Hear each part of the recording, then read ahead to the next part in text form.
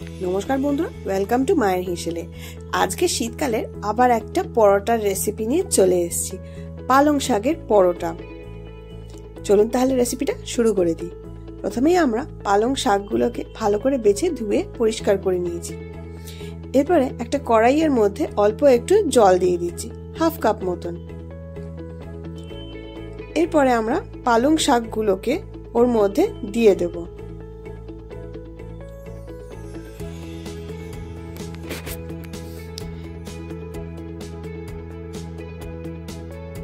আমরা কিন্তু এখানে গোটা গোটা পালং শাকই দিয়েছি, আমরা কিন্তু পালং শাকগুলোকে কাটাকুটি কিচ্ছু করিনি। অল্প ওপর থেকে একটু চিনি ছড়িয়ে দেবো, কারণ চিনি দিলে রংটা এর নষ্ট হবে না, যেরকম রং সেরকমই থাকবে।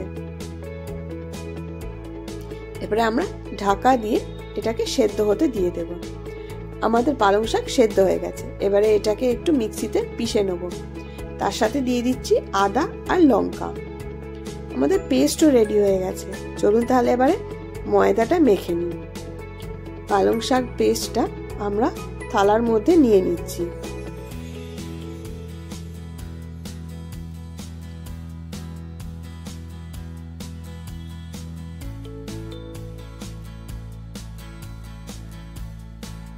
এর মধ্যে দিয়ে দিচ্ছি নুন। আমরা কিন্তু আগে কোনো নুন দিইনি, তাই জন্য এই প্রথমে কিন্তু আমরা নুনটা দিলাম পালং শাকের ওপরে। অল্প করে 2-4 দানা চিনি দিয়ে দিচ্ছি। এবারে দিয়ে দিচ্ছি ময়দা।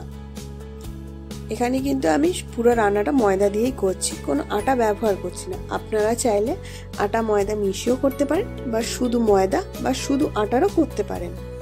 কিন্তু যেহেতু ময়দা দিয়ে খেতে একটু টেস্টি লাগে, তাই জন্য আমি ময়দা দিয়ে করছি। ভালো করে পালং শাকটা এটার সাথে ময়দার সাথে মিশিয়ে নিচ্ছি। অল্প একটু তেল নিয়ে নিলাম, দিয়ে ভালো করে মেখে নিচ্ছি ময়দা দিয়ে।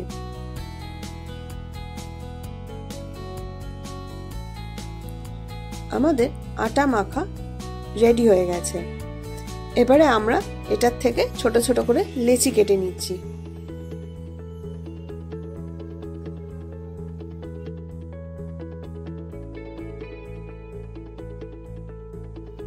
সব লেচি কেটে নিয়েছি।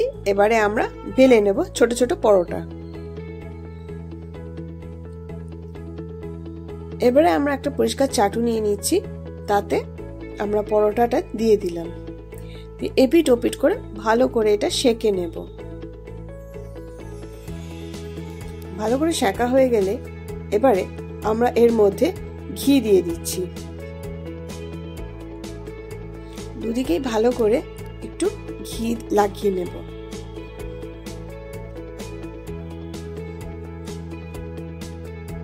ভালো করে আমাদের পরোটাগুলো কিন্তু লাল লাল করে ঘি দিয়ে ভেজে নিতে হবে।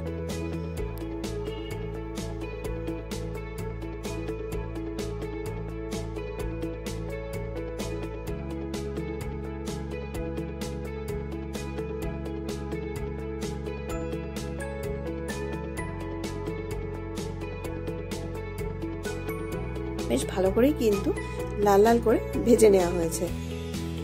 যদি ভিডিওটা ভালো লেগে থাকে একটা লাইক, শেয়ার আর সাবস্ক্রাইব করে দেবে এই চ্যানেলে। আবার নতুন রেসিপি নিয়ে দেখা হচ্ছে।